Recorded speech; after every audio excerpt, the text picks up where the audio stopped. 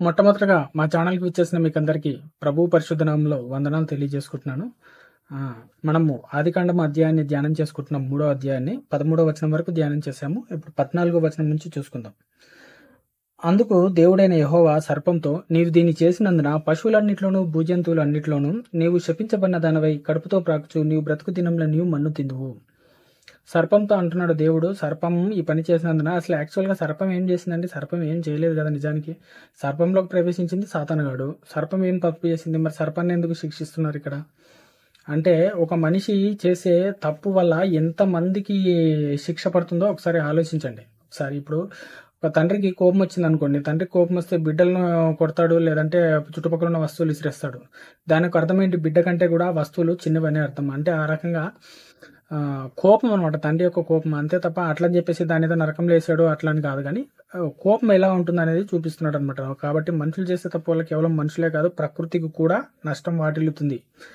ఆ రకంగా ఏం చేశాడు? నువ్వు దీన్ని చేసినందున శపించబడిన దానివై కడుపుతో ప్రాకుచు నీ బ్రతుకు దినంలో నీవు మన్ను తిందువు అని చెప్పేసి సర్పాన్ని అంటున్నాడు అనమాట. సర్పాన్ని అన్నాడు. తర్వాత నీకును స్త్రీకిని నీ సంతానమునకును ఆమె సంతానం 15వ వచనం జాగ్రత్తగా గమనించండి.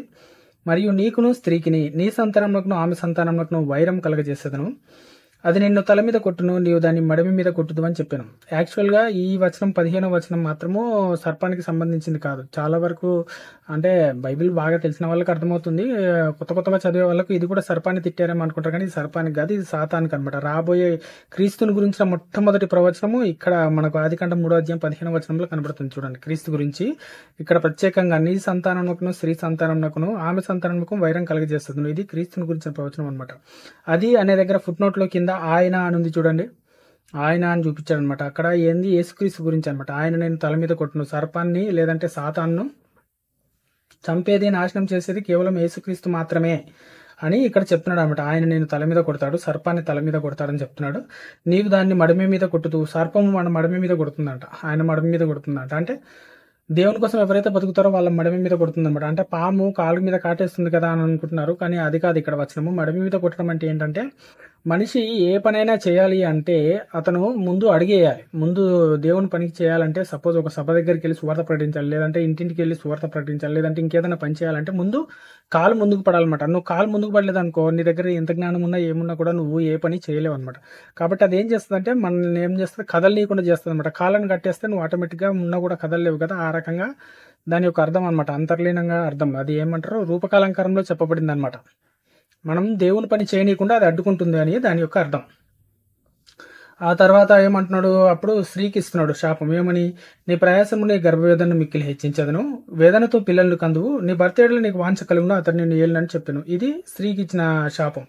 ఇది మనకందరికీ తెలిసిందే. ఆ తర్వాత ఆయన ఆదాంతో, నీవు నీ భార్య మాట విని తినవద్దని నేను నీకు ఆజ్ఞాపించిన వృక్షఫలములు తింటివి గనక నీ నిమిత్తము నేల శపించబడి ఉన్నది. ప్రయాసంతోనే నీవు బ్రతుకు దినములన్నీ దాని పంట తిందువు. అది ముండ్ల తుప్పలను గచ్చపొదలను నీకు మొలిపించును, పొలంలోని పంట తిందువు. నీవు నేలకు తిరిగి చేరు వరకు నీ ముఖపు చెమట కార్చే ఆహారం తిందువు. ఏలైనగా నీవు నేల నుండి తీయబడితివి, నీవు మన్నే గనక తిరిగి మన్నైపోదు అని చెప్పాను. ఇది నలుగురికి శాపాలు. సర్పానికి శాపం చెప్పాడు, సాతానుకు శాపం పెట్టాడు, స్త్రీకి శాపం పెట్టాడు, ఆ తర్వాత ఆదాంకు కూడా శాపం పెట్టాడు. ఈ విధంగా నలుగురి యొక్క శాపాలు పూర్తయ్యాయి అనమాట. నలుగురు శాపాలు ఇప్పుడు ఏంటనేది మనము వివరణ చేసుకున్నాం కదా, ఇదనమాట దీని యొక్క అర్థము. మరి నెక్స్ట్ వీడియోలో మనం మళ్ళీ కంటిన్యూషన్తో కలుద్దాము. మీరు కనుక మా జర్నీలో పాలిభాగస్తులు కావాలని అనుకుంటే మీరు కూడా సబ్స్క్రైబ్ చేసుకోండి, ఒక లైక్ చేయండి. మీ సందేహాలు ఏమైనా ఉంటే కామెంట్ చేయండి.